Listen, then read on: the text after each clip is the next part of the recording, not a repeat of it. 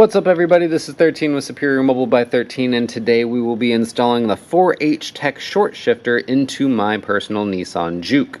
Now this short shifter is for the TL4 transmission, which will be any manual transmission Nissan Juke that is not the RS transmission. There are other cross-compatibility available for this particular product, however that's going to be up to you to research on the 4H-TECH website. To the best of my knowledge, the only place in order to purchase this short shifter is via shortshifters.com, which means it will come from overseas. There was a stateside manufacturer of aftermarket Juke parts who was claiming that they were going to replicate this design, which not only would be illegal but quite immoral. However, they do have a notorious history for not following through on their guarantees. So to the best of my knowledge, the only way currently in order to get a short shifter onto your Nissan Juke will be via this product from this manufacturer. Let's get started. Our transmission is going to be located down there underneath the battery. Now for the record, this setup right here is going to be completely different than your Nissan Juke, regardless of trim level or anything. This is heavily modified, these are my modifications. However, once I get everything out of the way, which is what you will have to do, the process is going to be essentially the same. So don't get intimidated by all of the scary blue stuff. So for a stock reference, we've got basically, if we go all the way out there, just judging off the center line there, and we go all the way back, we've got right about 4 inches of travel from first gear to second gear. And that's what we're hoping to eliminate by, according to the 4H-TECH website, up to 30%. Once you get the battery and the battery tray removed, you should be able to have access into the engine bay, something very similar to this. Now I've got a couple things zip tied, just holding them out of the way just for the sake of this video, but you probably won't have to work that hard in order to access this piece of metal right here. This is what we're going for, and this is what we're going to be replacing. Our first step is going to be to remove this OEM shifter cable from the OEM shifter arm. Now for this task, I'm just going to be using this door panel clip removal tool. However, the instructions say you can even use this open-ended wrench, and that should work fine, or you could even really use just a flathead if you wanted to, but I like tools. Quick little wiggle in there, and it pops right off, and ta-da, we're good to go. Now what we have to do is drive out this tiny little pin that's inside of a bigger pin, and on mine you can see they're fairly rusted. The one benefit is once you undo the shifter cable, you can move it around as necessary to give you the best orientation possible for you to get your tools in there. So the logical follow-up question is, what tool do I need in order to remove those pins? This is the Snap-on roll pin punch set, and so these little roll pins have little balls right on top of it which help align and center the punches in the middle of the roll pins, so it makes it incredibly accurate and easy to punch them out. Now if you don't have a specialty tool set like this, a standard set of punches, anything that is a straight, non-tapered shaft with the appropriate diameter should be fine. This is just a random little skinny one. Apparently you're going to want a 4mm for the inside punch as well as a 6mm for the outside punch according to the instructions. What is not acceptable, these are transfer punches. Anything that has a taper or a conical head to it, what this will actually do is spread open the roll pins, thus tightening them in position rather than punching them out the opposite end. So do not use any tools that have a taper or a point to them. So anything that is completely straight will work, but obviously straight with a little bump on the very top will be your best option. As a last-ditch effort, if you don't have anything like this, a punch set like this is super cheap from Harbor Freight, so you can get something like that.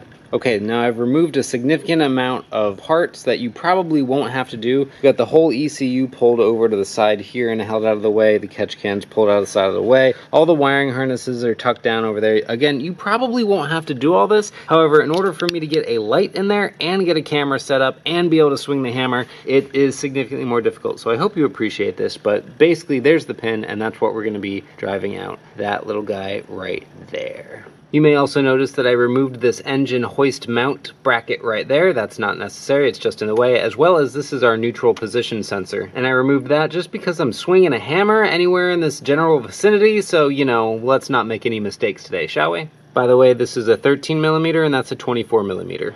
Okay, as you can see, the center pin has now been removed. I was hoping to be able to record the video of me actually hammering it out with the punch as is directed. However, it was completely seized up and that was just not gonna happen. So what was the solution? A drill bit. So basically I just drilled it out until there was literally this much of it left and used the 1/8 punch and got it knocked out.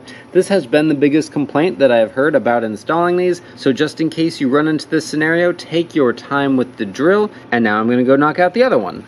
Punch! Puts the punch in the hole! Hammer, hammer, hammer!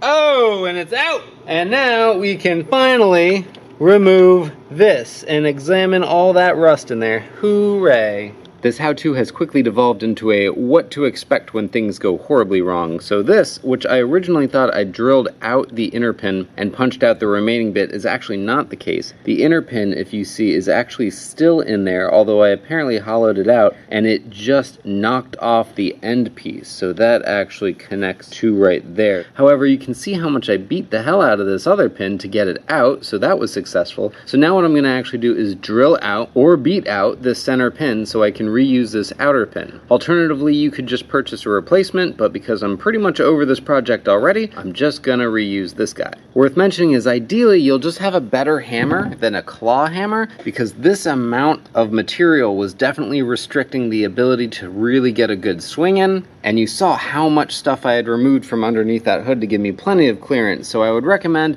an automotive hammer which doesn't have this type of assembly on the end. More of just a stick with a rock at the end would have probably worked even better. But we are where we are, so let's get this handled. So now that I have removed the inner roll pin, you can see how little of this is actually left behind. It's really just kind of the shrapnel of what didn't get drilled out, and then this is the other larger roll pin. So this I'm going to be reusing, because if we try and jam it into that hole there, it's still extremely tight, so I have no concerns of this ever coming out of that, and although it may not be proper, that's exactly what I'm gonna do. Alright, so as you can see, I have pre-hammered in the pin just slightly to get it started, and let me tell you, man, I hate this design. I think that's really, really obnoxious. Remind me never to put roll pins in anything, okay? We're gonna line that up right there, you're gonna drop it down and hit it with the hammer and get that pin all the way through.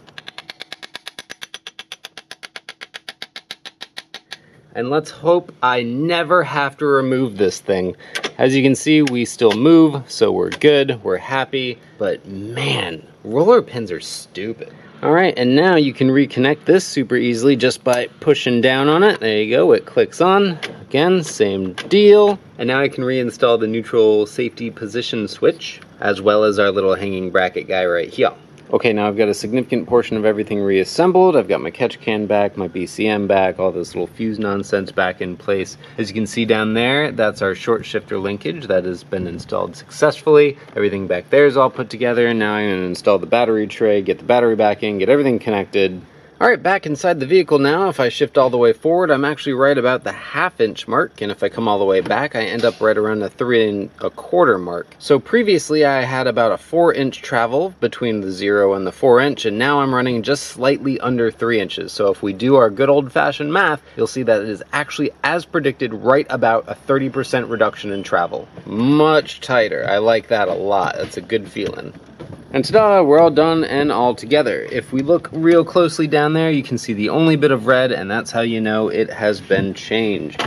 Now overall, replacing this hunk of crap out of the car, it's a good, worthwhile endeavor. However, it is probably not an install for the meek of heart. And despite what the installation instructions say, you most likely will not accomplish this task in 15 minutes start to finish. My estimation would be, if you know what you're doing and you have the proper tools, probably somewhere between 2 to 3 hours, or if you run into nonsense like I did, then up to 6 hours.